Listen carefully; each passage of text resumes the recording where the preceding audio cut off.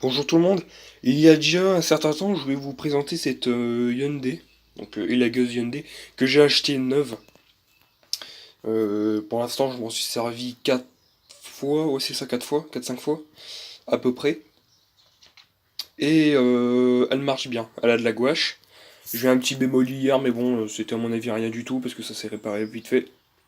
Elle accélérait dans les hauts régimes, et dans les bas régimes, elle avait du mal, ou alors elle calait carrément. Et donc, même voir, elle avait du mal à démarrer à froid. Voire elle démarrait pas. Et en fait, j'ai démonté le carbu, qui est juste derrière là. J'ai fait un nettoyage, je l'ai remonté, impeccable. Et là, j'ai la poignée qui est toute grasse. Moi, le fan chain est bien activé. Alors, bon, vous allez me dire qu'elle a pas servi que 4-5 fois avec l'usure du guide. Mais ça, c'est parce que, je sais pas, le guide a dû chauffer, puis ça a dû le. Ça a dû beaucoup Pourtant, pourtant, le débit d'huile de chaîne est à fond, hein, donc pour vous dire. Mais d'ailleurs, il faudrait que j'essaye de le baisser parce que je vois que je fais un plein d'huile de chêne pour un plein d'essence. Pour moi, ça me paraît beaucoup. Donc voilà. Bon, alors sinon, dans l'ensemble, elle est légère. Elle fait 3,5 kg, je crois. J'arrive à le tenir comme ça, vous voyez. Je tremble un peu, mais j'arrive. Parce qu'il y a des élagueuses qui sont plus légères. Par exemple, la Steel MS 150 TC. Ou là, alors la MS 201, elle est peut-être un peu plus légère. Donc voilà, de ce côté-là. Attendez, je vais mettre l'autofocus. Donc voilà, moi je l'ai déjà nettoyé parce que bon voilà, là c'est rien, mais je l'ai déjà nettoyé un peu. Ici on a les caractéristiques. Attendez, si ça veut bien faire le focus. 25,4 cm3, 11 000 tours minute, et c'est un guide de 20. Bon voilà. J'aurais pu se penser à un guide de 25. Le guide est vraiment très sale. Enfin il est plein d'huile, c'est pas beau à voir quoi. Il y a un truc de filtre, il faudrait ça que je le mette dans ma débroussailleuse. Bon sinon, là, allumé, starter, voilà. Point d'amorçage.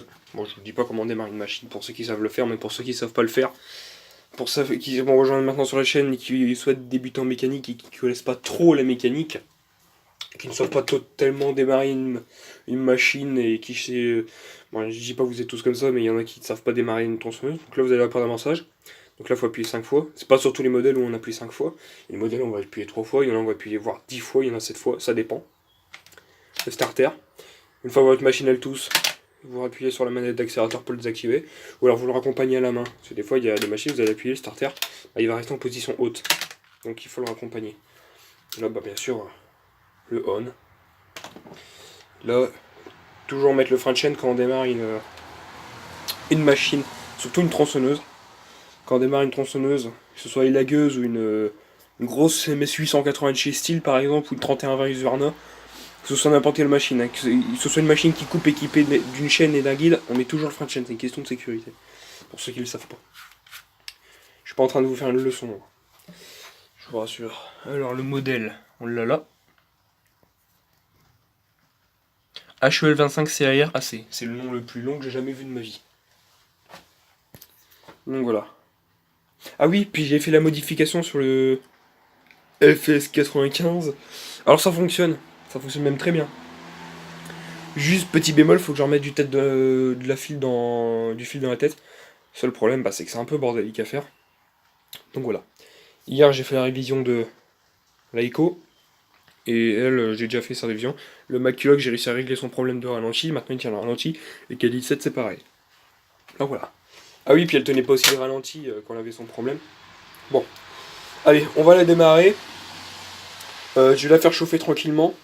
Pour faire chauffer ça comme un bourrin. Parce qu'il y en a, ils démarrent direct, ils accélèrent à fond. Moi, je vous le déconseille pas. Ils vont me dire, bah ouais, mais bon, quand t'es sur le chantier en entreprise, t'as pas le temps. Certes. Ok, en entreprise, mais quand t'es particulier, il y en a plein qui en particulier qui prennent pas le temps de bien faire chauffer leur machine. C'est important. Ah oui, je vous ai pas parlé d'huile de chêne et du mélange. L'huile de chêne, on la met là. Oh, c'est l'huile de chêne classique pour tronçonneuse, hein. Il n'y a pas plusieurs viscosités, c'est tous les mêmes. Donc voilà. Et le mélange, ils disent de mettre un mélange à 2,5. Moi, j'ai mis un mélange à 2,5, elle a un peu de mal à accélérer. J'ai mis un mélange à 2%, elle accélère très bien. Donc voilà. Et putain, elle est toute grasse. J'aime pas quand c'est grand.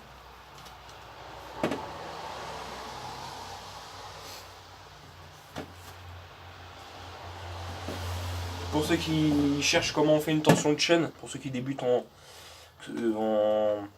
bûcheronnage ou ne serait-ce qu'en élagage, pour ceux qui ne savent pas comment on fait une tension de chaîne, vous dévissez là, vous avez un tendeur de chaîne soit là ou soit là, vous tirez votre guide vers le haut, vous ajustez votre vis et vous tirez.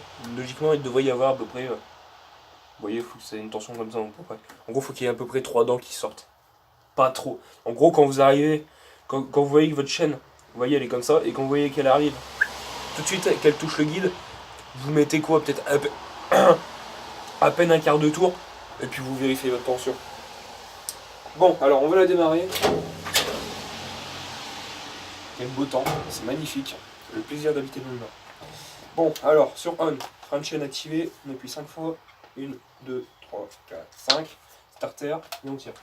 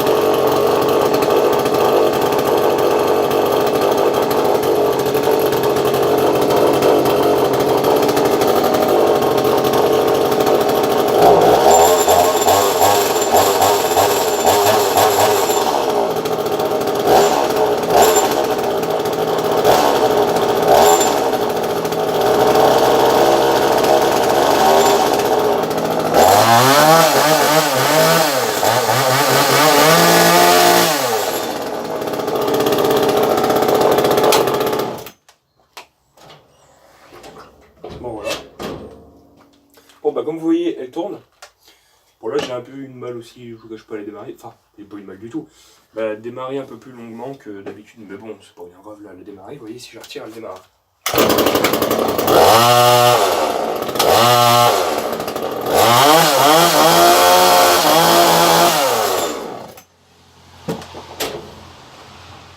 Allez, vous sortez les gaz d'échappement.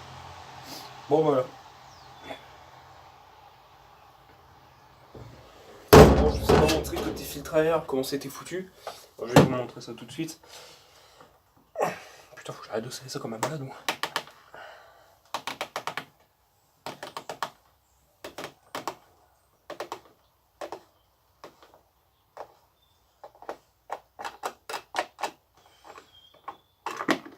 Bon, ici vous avez bougie, filtre à air. Le filtre à air, dedans, il y a une petite mousse qu'il faudra que je remette. Parce que je l'ai nettoyé. C'est un peu cassé, mais bon, c'est pas grave. Faudrait juste que je la répare. Je vais mettre un petit coup de glu, je sais pas quoi. Enfin, je la refoutrai comme ça dedans, là. Et donc voilà. Donc ici, vous voyez, l'air elle est aspiré là. Le moteur, il va éjecter l'air là. Elle arrive au niveau du filtre à air. Donc voilà. C'est aussi simple que ça. Donc c'est l'air du volant moteur, c'est-à-dire si vous y foutez de la cire par le lanceur, bah, c'est le filtre à air qui va tout bouffer.